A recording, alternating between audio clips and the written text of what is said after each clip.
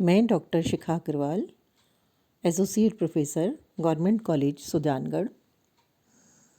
आज हम पढ़ेंगे बीए पार्ट 1 की क्लास में कार्यपालिका के प्रकार और कार्य। हमने अपनी पिछली क्लास में कार्यपालिका के बारे में पढ़ा था। हमने देखा था कि आधुनिक युग में सरकार के 3 कार्यों को, जो कि कानून बनाना, कानून लागू करना और अगर कानूनों में कहीं व्याख्या की आवश्यकता है या कानूनों का उल्लंघन होता है तो उसके संबंध में कार्य करने के लिए न्यायपालिका। तो ये 3 अंग वर्तमान में हम लोग देखते हैं। अगर हम प्राचीन काल में जाएं तो सामान्य तौर पर एक ही राजा हुआ करता था या शासक हुआ करता था जो सभी कार्यों को संपन्न करता था। लेकिन धीरे धीरे शक्ति पृथक्करण सिद्धांत, व्यक्ति के अधिकारों की अवधारणा, स्वतंत्रता, इन सब ने मिलकर सरकार के कार्यों को स्पष्ट तौर पर बांटा और उसके आधार पर कार्यपालिका, व्यवस्थापिका और न्यायपालिका का गठन हुआ। कार्यपालिका में क्या एजेंसीज आती हैं ये हमने अपनी पिछली क्लास में पढ़ा था। हमने पढ़ा था कि कार्यपालिका में वे सभी अधिकारी और एजेंसी आती हैं जो राज्य के संकल्प को लागू करती हैं और इसी आधार पर हमने इसके बहुत सारे प्रकार भी देखे थे, जिसमें हमने देखा था कि राजनीतिक और स्थायी कार्यपालिका होती है, संवैधानिक एवं वास्तविक कार्यपालिका, एकल और बहुल कार्यपालिका, वंशानुगत और निर्वाचित कार्यपालिका। तो इस तरह से बहुत प्रकार की कार्यपालिकाएं हम लोगों ने देखी थी। आज हम देखेंगे कार्यपालिका के प्रकार, जिसमें हम देखेंगे विभिन्न प्रतिमान इनके क्या है। सबसे पहला प्रतिमान देखेंगे संसदीय शासन।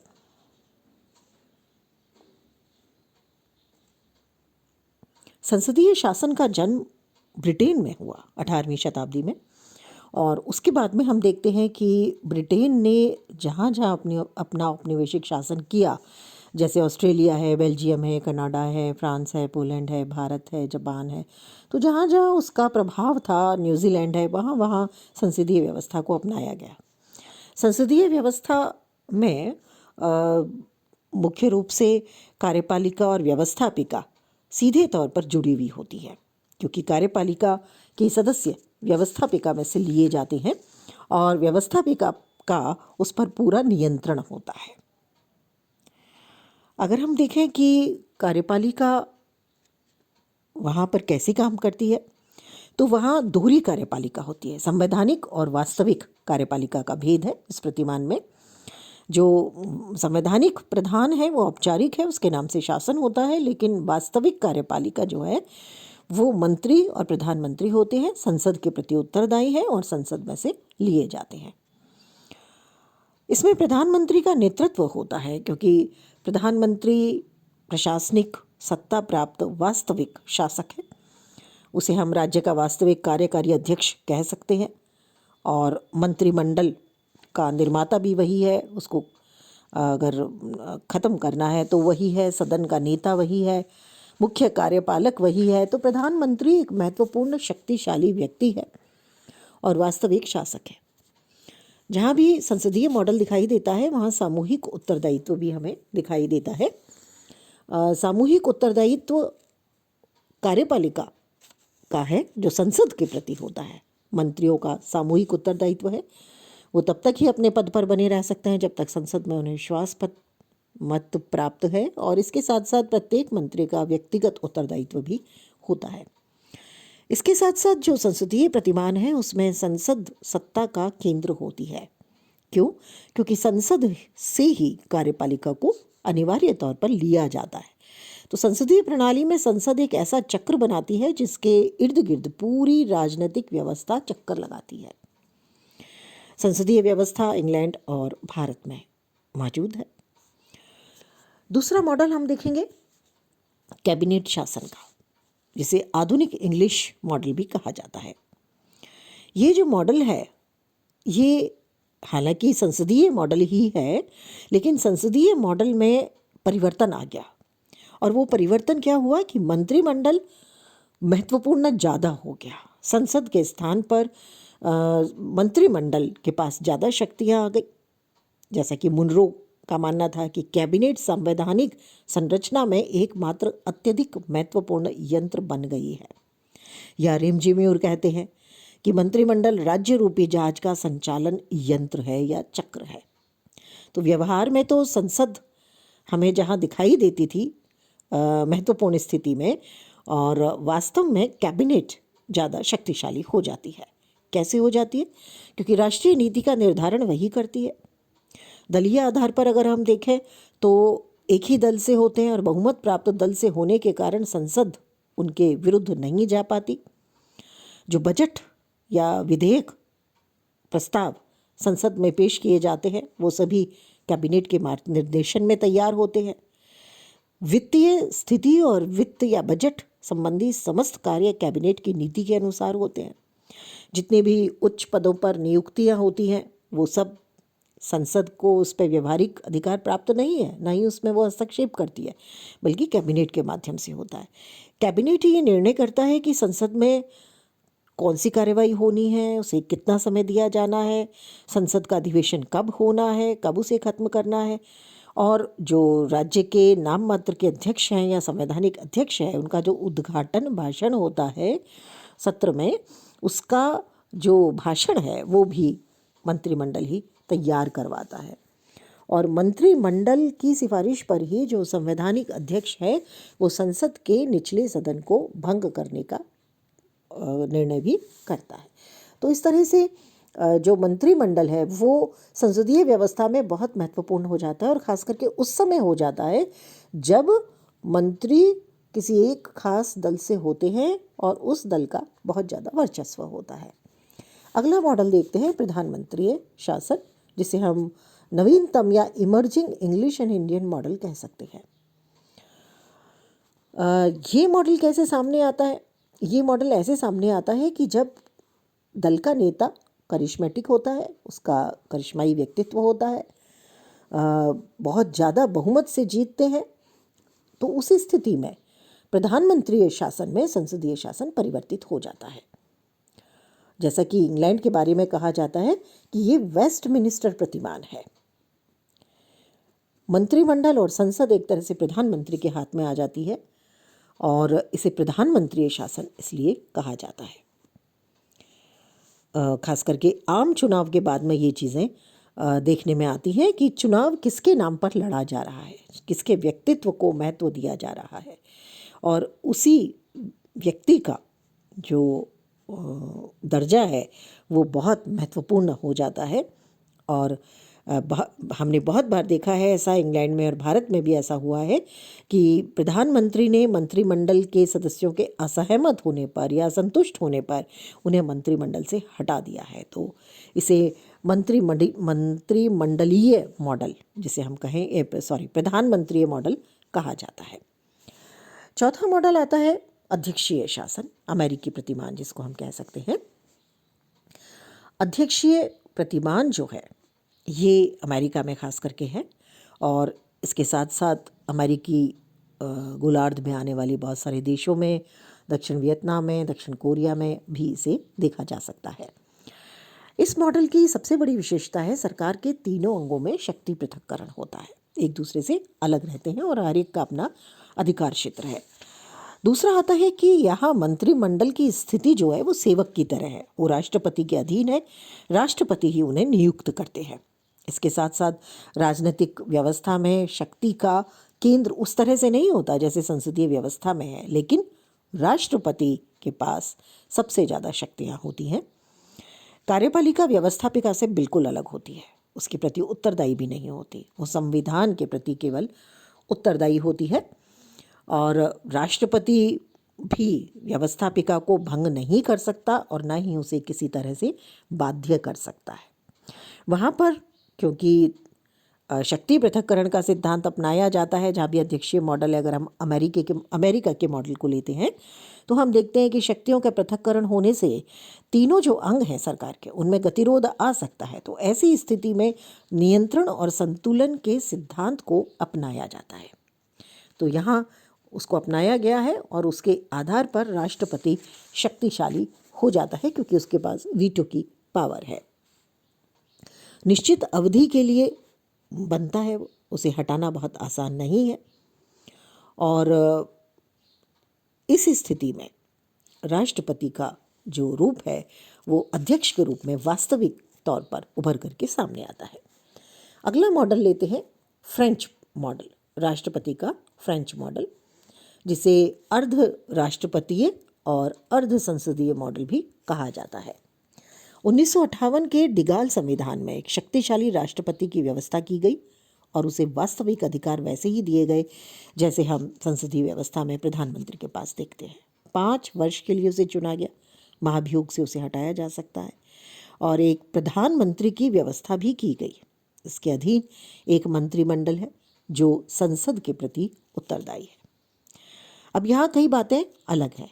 राष्ट्रपति का निर्वाचन संसद नहीं करती जैसा कि संसदीय व्यवस्था में होता है, बल्कि निर्वाचक मंडल करता है। राष्ट्रपति को बहुत सारे व्यक्तिगत अधिकार दिए गए हैं जिनका प्रयोग वो स्वविवेक से कर सकता है और मंत्रियों के हस्ताक्षर की उस पर कोई आवश्यकता नहीं है। राष्ट्रपति ही प्रधानमंत्री और मंत्रिमंडल की नियुक्ति करता है, मंत्रियों को संसद की सदस्यता से वंचित कर सकता है, प्रधानमंत्री की सलाह से राष्ट्रीय सभा को भंग कर सकता है और राष्ट्रपति को बहुत सारे आपातकालीन या स्वविवेक के अधिकार भी प्राप्त है। तो ये जो मॉडल है ये संवैधानिक तंत्र में राष्ट्रपति को बहुत निर्णायक भूमिका देता है और वो वास्तविक अध्यक्ष बन जाता है, शासन का प्रमुख है और प्रधानमंत्री राष्ट्रपति का एजेंट बन जाता है। इसके बारे में ब्रोगन ने कहा, जो राष्ट्रपति है फ्रांस में, वो ना तो अमेरिकी ढंग का अध्यक्षात्मक संविधान है और ना ही अंग्रेजी ढंग का संसदात्मक संविधान है, बल्कि वहाँ पर जो राष्ट्रपति की स्थिति है वो दोनों की मिलीजुली स्थिति है। अगला मॉडल देखते हैं बहुल कार्यपालिका का, जो स्विट्ज़रलैंड का प्रतिमान है, जिसे हम स्विस प्रतिमान या स्विस मॉडल कहते हैं। ये मॉडल थोड़ा सा अलग है। यहाँ बहुल कार्यपालिका है। कार्यपालिका की शक्ति किसी एक व्यक्ति में नहीं है, बल्कि एक 7 सदस्यीय सभा में निहित है और सभी मिलकर के एक साथ संयुक्त बैठक करते हैं। इनका चुनाव संघीय संसद करती है अपने संयुक्त अधिवेशन में या बैठक जिसे हम कहें। संघीय सरकार का चुनाव 4 साल के लिए होता है, उससे पूर्व हटाया नहीं जा सकता और अगर 4 साल में इन 7 सदस्यों में से किसी का स्थान खाली होता है तो जो संघीय संसद है वो अगले अधिवेशन में शेष अवधि के लिए नए व्यक्ति का चुनाव कर देती है। 7 सदस्यों की शक्तियां बराबर हैं। ये 7 सदस्य मिलकर अपने में से एक अध्यक्ष और एक उपाध्यक्ष को चुनते हैं। जो सबसे वरिष्ठ सदस्य है वो अध्यक्ष बन जाता है। प्रतिवर्ष इनका निर्वाचन स्वयं सरकार करती है। सामान्य तौर पर एक परंपरा है कि जो उपाध्यक्ष है उसको अगले वर्ष अध्यक्ष निर्वाचित कर दिया जाता है। जो अध्यक्ष है उसे ही स्विस राष्ट्रपति कहा जाता है। अलग से कोई पद इसमें नहीं है, कोई विशिष्ट महत्व उसके पद का भी नहीं है। 7 सदस्य बिल्कुल बराबर हैं, शक्ति में भी, वेतन में भी, सुविधाओं में भी, क्योंकि बारी बारी से सभी सरकार के सदस्य अध्यक्ष यानी राष्ट्रपति बनते हैं।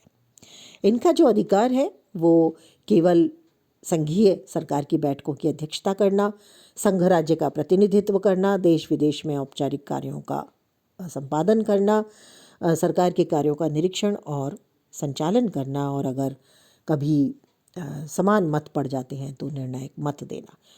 जो स्विस संघीय सरकार का अध्यक्ष है उसे वीटो का अधिकार प्राप्त नहीं है किसी भी विधेयक पर।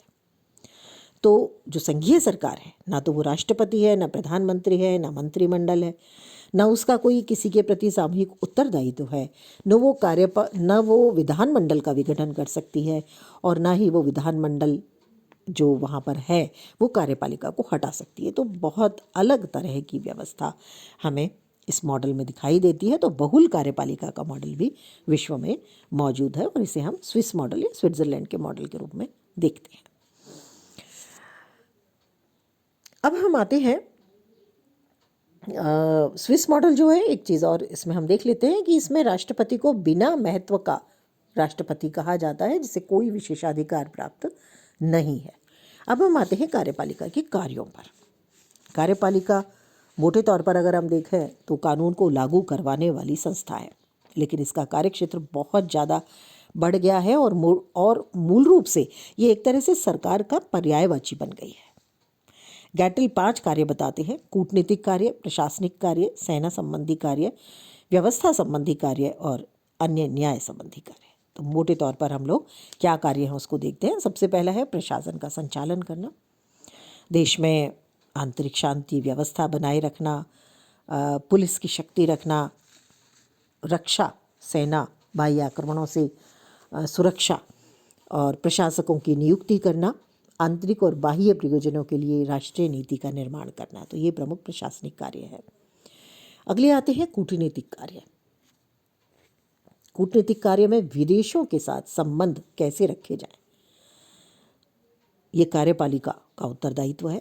दूतावास की स्थापना करना, राजदूत नियुक्त करना, अन्य देशों से जो राजदूत आए हैं उनका स्वागत करना, आर्थिक, राजनीतिक और सुरक्षात्मक संधियां करना, विदेशों से सभी प्रकार के समझौते करना कार्यपालिका का कार्य है। अगला कार्य है विधि निर्माण संबंधी कार्य। कानून निर्माण में वो भाग लेती है। ज़्यादातर देशों को अगर हम देखें तो कार्यपालिका संसद या व्यवस्थापिका का अधिवेशन बुलाती है, स्थगित करती है, निम्न सदन को भंग करने का अधिकार रखती है, अध्यादेश लागू करवाती है जो कानून के अनुसार ही होते हैं। अगर हम संसदीय व्यवस्था की बात करें तो विधि निर्माण में व्यवस्थापिका का नेतृत्व करती है। संसद जो विधेयक पारित करते हैं वो राज्याध्यक्ष के वीटो के अधीन होते हैं। अध्यक्षीय शासन व्यवस्था जहाँ पर है वहाँ हालांकि सीमित रूप में विधि निर्माण को प्रभावित करती है, लेकिन जैसे अमेरिका का उदाहरण लें तो वहाँ जेबी वीटो है जिसके आधार पर वो किसी भी कानून को बनने से रोक सकती है। समय समय पर परिपत्र अधिसूचनाएं जारी करती है जिससे संसदीय जो व्यवस्था है उसमें आवश्यक कार्य हो सके। अगला आता है न्यायिक कार्य। न्यायिक कार्य हालांकि इसके लिए एक अलग से अनुभाग है, अलग से विभाग है, न्यायपालिका जिसे हम कहते हैं, लेकिन इसके बावजूद भी विश्व के लगभग सभी देशों में जो राष्ट्राध्यक्ष है, कार्यपालिका का अध्यक्ष है, उसके पास ये शक्ति है कि वो अपराधियों को क्षमा कर दे या उनकी सज़ा कम कर दे या सज़ा में परिवर्तन कर दे। इसे क्षमा का परमाधिकार कहा जाता है। आजकल प्रशासनिक न्याय की अवधारणा का विकास भी हुआ है। जो विभिन्न विभाग हैं उनके कर्मचारियों के बीच किसी भी प्रकार का झगड़ा अगर होता है तो ट्रिब्यूनल के माध्यम से उसको निपटाने का काम किया जाता है। तो काफ़ी हद तक प्रशासनिक न्यायालयों की स्थापना की गई है जिससे जो विभाग विशेष हैं उनके जो मामले हैं, झगड़े हैं, वो वहीं पर सुलझाए जा सके। 5वां कार्य है वित्तीय कार्य। सामान्य तौर पर विश्व के सभी देशों में अगर मोटे तौर पर हम देखें तो शासन का वार्षिक आय व्यय निर्धारण करने का कार्य कार्यपालिका का है। राष्ट्रीय बजट पारित करवाना, आर्थिक व्यवस्था पर नियंत्रण रखना हालांकि विधायिका का कार्य है, लेकिन ये कार्यपालिका ही करती है। कौन से कर लगाने हैं, कौन से कर हटाने हैं, किस में वृद्धि करनी है, किस में कमी करनी है, किस तरह से उन्हें वसूला जाना है, ये सब कार्यपालिका का कार्य है। वो ये देखती है कि बजट की व्यवस्थाओं को संसद द्वारा पास किया जा सके। अगर हम संसदीय व्यवस्था की बात करें तो ये कार्यपालिका का कार्य है कि वो बजट रखे, वित्त संबंधी मामलों को देखे और उसको पारित करवाए। इसके अलावा कुछ अन्य कार्य भी हैं जिसमें आते हैं राष्ट्रीय आयोजन करना, विदेशियों को नागरिकता प्रदान करना, विभिन्न उपाधियों का वितरण करना। तो इस तरह से ये कुछ अन्य कार्य है। चेस्टर बर्नार्ड ने अपनी पुस्तक जो है फंक्शंस ऑफ द एग्जीक्यूटिव में कार्यपालिका के 3 कार्य बताए हैं। संगठन में संप्रेषण प्रणाली को बनाए रखना, व्यक्तियों से आवश्यक सेवाएं प्राप्त करना और संगठन के उद्देश्य और लक्ष्यों का निर्धारण करना। तो कार्यपालिका ने बहुत तेज़ी से कार्यों का विस्तार किया है और इसे प्रतिनिधि लोकतंत्र के स्थान पर प्रशासकीय लोकतंत्र भी इसलिए कहा जाता है। अब आते हैं कार्यपालिका की शक्तियों में बहुत ज़्यादा वृद्धि हुई है। सीमित कार्यपालिका का जो सिद्धांत लॉक और रूसो ने दिया था उसके स्थान पर अब कार्यपालिकाएं शक्ति का केंद्र बन गई है। तो उसके क्या कारण हैं? सबसे पहला कारण है केंद्रीयकरण। संघात्मक शासन हो या एकात्मक, केंद्रीयकरण की प्रवृत्ति बहुत तेजी से बढ़ी है। भारत और अमेरिका में भी केंद्रीय सरकार की शक्तियां बहुत ज़्यादा बढ़ी हैं और राज्यों की स्थिति एक अभिकर्ता, एक एजेंट की तरह होकर के रह गई है। इसके कारण कार्यपालिका की शक्तियों में वृद्धि हो रही है। दूसरा आता है समाजवाद। लोक कल्याणकारी राज्य की अवधारणा में राज्य के पास बहुत ज़्यादा कार्य आए। इन समस्याओं के निराकरण के लिए अगर हम देखें तो राज्य का हस्तक्षेप आवश्यक हो गया और इसलिए कार्यपालिका बहुत ज़्यादा कार्यों को करने लगी, जिसमें कृषि, उद्योग, व्यवसाय, इस तरह के कार्य भी आ गए। अगला आता है अंतर्राष्ट्रीय और आंतरिक देश में जो संकट होते हैं, जिसे हम गृह संकट कह सकते हैं। जैसे अलग अलग देशों में अलग अलग तरह की समस्याएं हैं, बेरोजगारी है, बीमारी है, काल है, सूखा है, बाढ़ है।